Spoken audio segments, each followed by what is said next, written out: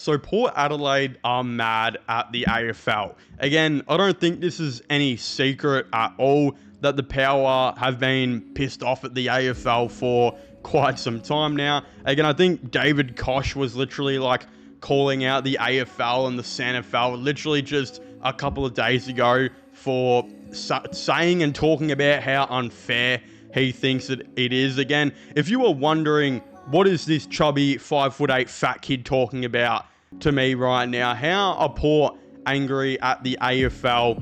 What have they exactly said?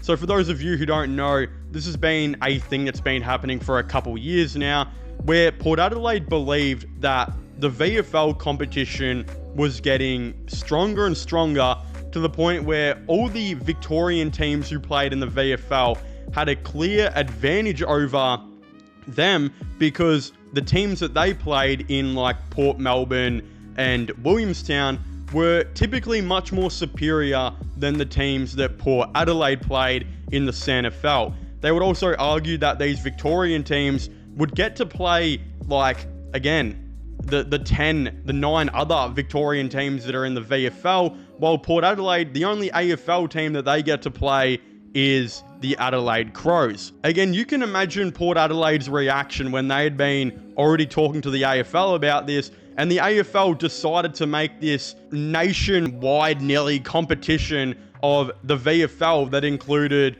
Gold Coast, GWS, Sydney and Brisbane, as well as one of, if not Queensland's greatest ever football team in the Southport Sharks. All 5 of those teams ended up coming down to the VFL competition, making it, again, a lot more stronger than what it already was, and another 5 times more stronger than what the SANFL competition is. Again, you could tell by this that Port Adelaide were absolutely pissed off at the AFL for doing this. Again, the AFL had good reason. They've been wanting to make this competition for quite a while before, and some believe with the money and the salary that they had, the reasons why they only limited from Victoria to Queensland was because of cost of travel, and obviously they had to take into account players' works and all of this type of stuff, and they were able just to get an agreement done.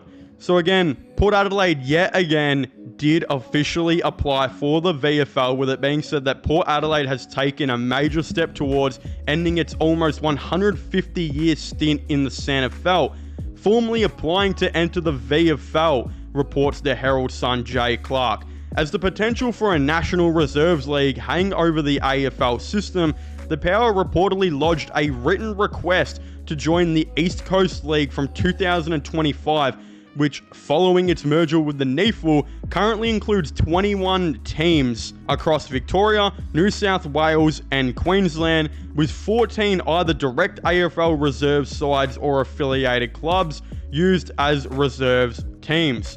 It leaves the South Australian and Western Australian clubs in their traditionally much stronger state leagues, the SANFL and WAFL, but the Power and West Coast have made it clear that they feel like the current system is not equal. Eagles CEO Trevor Nisbet told a meeting of WAFL club presidents earlier this year that their reserves team had the option of abandoning the league to join the national competition. Again, this just makes things so complicated when you realize that not only have Port Adelaide have been pissed off of the AFL for a couple of years now, but you've also got West Coast who are basically indicating that they're a little bit frustrated too, and they obviously feel like now the VFL has just well surpassed what the SANFL and WAFL is in terms of the teams and how good they obviously are. Again, there is a major issue with a AFL Reserves League. There is a lot of major issues with an AFL Reserves League. First of all, we got to remember how far away Western Australia is from like the top of Queensland and from Tasmania. Again, the reason the AFL are able to constantly travel back and forth and whatnot is due to the fact that these are genuinely professional athletes who get paid hundreds and thousands of dollars every year to, of course, go and travel. It's extremely hard to have this reserves competition where you've got some players who are probably making less than 15, 20k to play. Some of them, of course, don't actually play and they work full-time jobs, and they're seconds to their own seconds team. How is a reserves league that brings in nowhere near the amount of revenue that the AFL will bring in, how are they going to consistently fly all around to Australia to places like WA with the lack of money and the time consumption that it would obviously take? Could you imagine being a Frankston Dolphins 2s player who is guaranteed maybe 500 to 700 a game when he does play, and that's maybe he only gets like 5 games a season, right? Could you imagine him, who would work a full-time job, would play in a local league affiliate team when he's not playing for Frankston? Again, he might be playing for, around the Mornington Peninsula, like Dramana or something like that. Imagine telling him, hey mate, we've got to fly over to WA. We are playing on a Thursday night, so you got to get Friday off, you got to get Thursday off because we are getting there. And we're also flying Wednesday night, so you probably got to take some time off work. Again, could you imagine how much of a pain in the ass that would absolutely spell? And then you might be sitting at home and being like, okay, well, let's take Frankston out of this and let's just do an AFL reserves competition.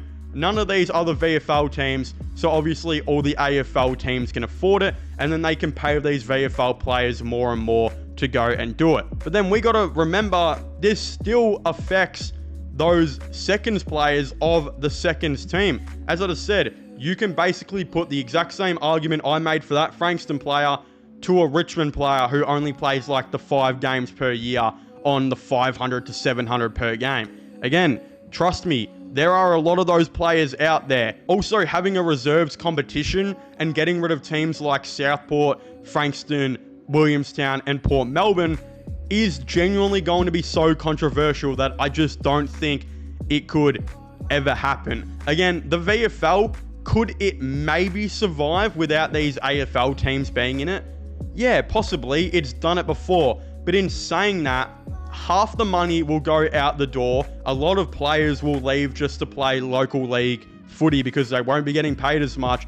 And the, of course, product of that Williamstown team and Port Melbourne team are going to be half of what it would be if there were the AFL money involved and the AFL teams being there. Again, I can maybe see Port Adelaide and Adelaide coming into this AFL reserves competition, especially if they decide to bring Norwood down and maybe another team, or maybe it's just Norwood, right? The thing is, I could see those 3 teams coming into the VFL just because we got to remember, again, Adelaide is not particularly too far away. It's still like in reachable distance from Queensland, and I still think it's a lot easier. I don't see how the AFL can ever have a full-time reserves competition with West Coast and Fremantle just being so far away. And there's still other issues. West Coast and Fremantle are privately owned clubs.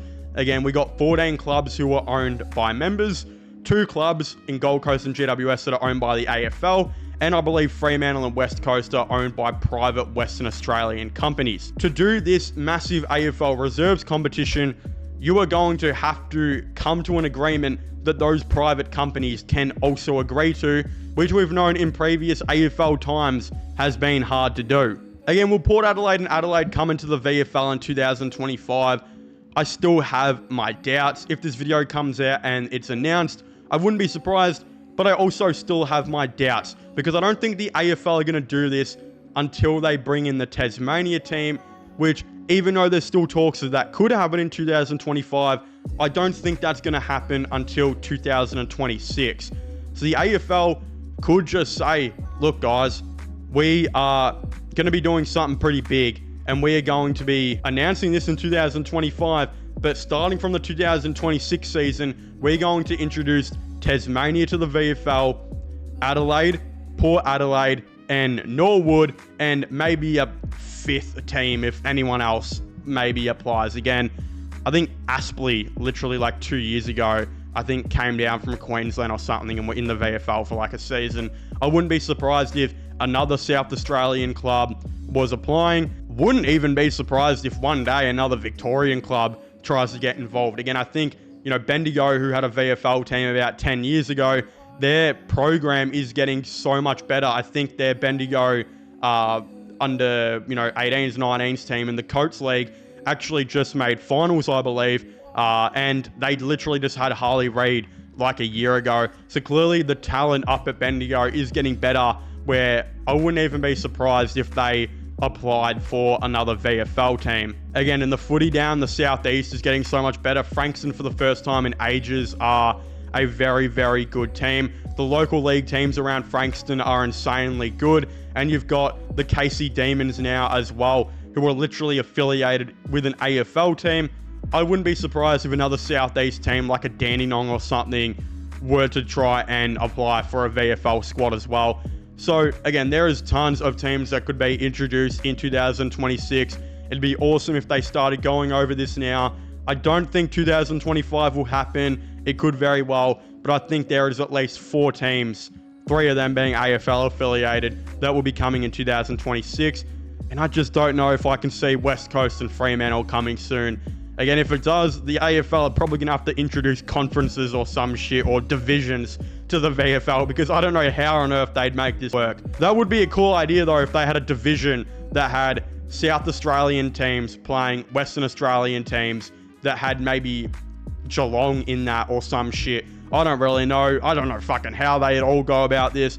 Again, I'd very much like to hear all of your thoughts and opinions on this all down below. Don't forget to please make sure to leave a like and subscribe to the channel. Subscribe to my gaming channels and my IRL/vlogging channels as well, which will be getting linked in the description down below. But as I was saying, please make sure to leave a like and subscribe to the channel. Comment your thoughts and opinions down below about how all of this will work, that you guys potentially think. And I guess I'll see you guys next time. Goodbye.